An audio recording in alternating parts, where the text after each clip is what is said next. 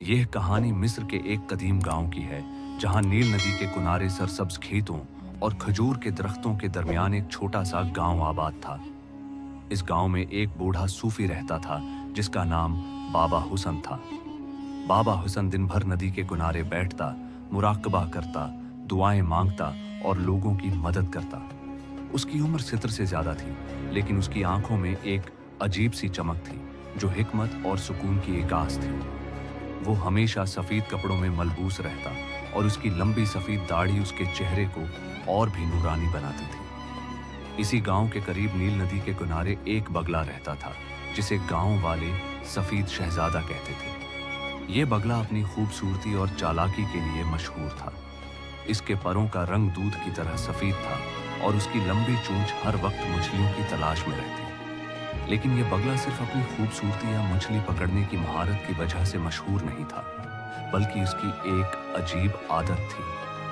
वो हर दिन नदी के किनारे आता, जहां बाबा हुसन बैठता था, और उसके पास खामोशी से बैठ जाता।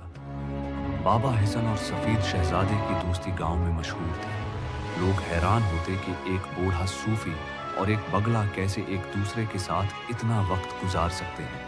दिन के वक्त जब सूरज चमकता और नील नदी का पानी नीलगू रंग में जगमगाता, बाबा हुसन नदी के किनारे चटाई बिछाता और सफेद शहजादा उसके पास आकर बैठ जाता।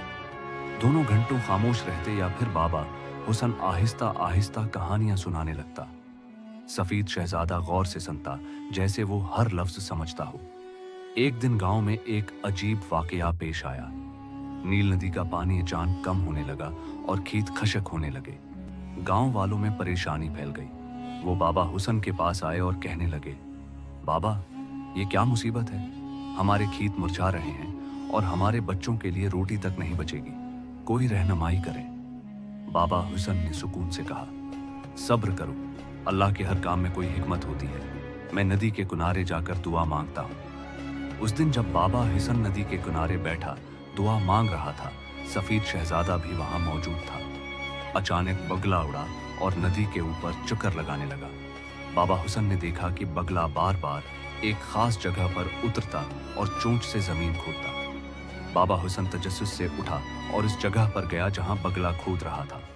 वहां उसे एक बड़ा पत्थर नजर आया, जो नदी के बहाव को रोक रहा था। बाबा हुसन ने गांव वालों को बुलाया और सबने मिलकर वो पत्थर हटाया। जैसे ही पत्थर हटा, नदी का पानी दोबारा बहने लगा और खेतों में जिंदगी लौट आई। गांव वालों ने सफेद शहजादे की तारीफ की और बाबा हुसन से पूछा, बाबा, ये बगला इतना अक्लमंद कैसे है? बाबा हुसन मुस्कुराया और बोला, ये सिर्फ एक बगला नहीं, ये अल्लाह की मखलूक है, जो अपने तरीके से हमारी मदद करती है।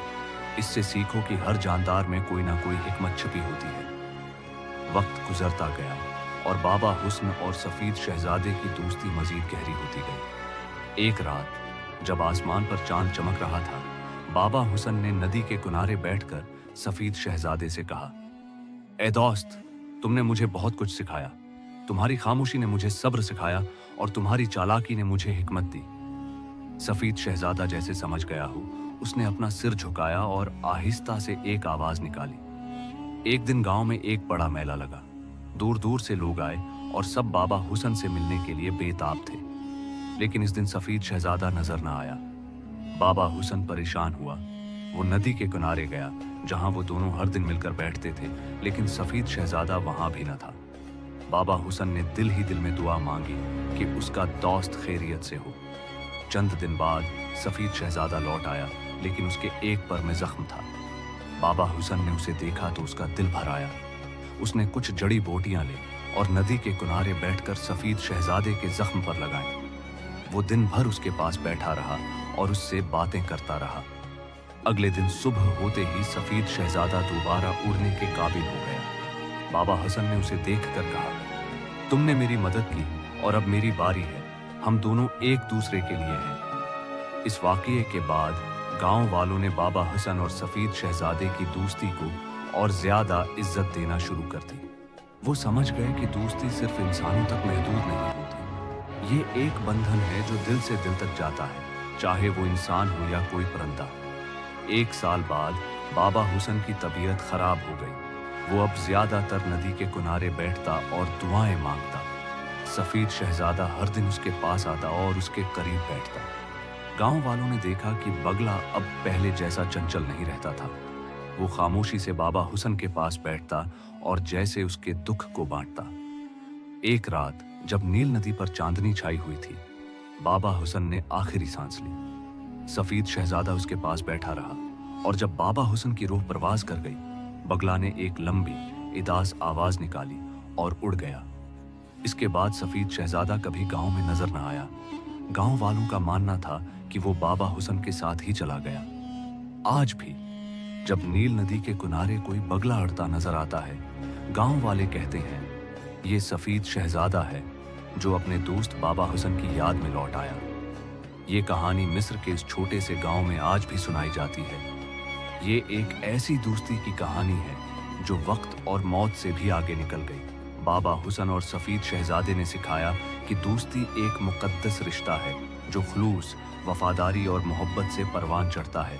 यहाँ पर हमारी कहानी खत्म होती है।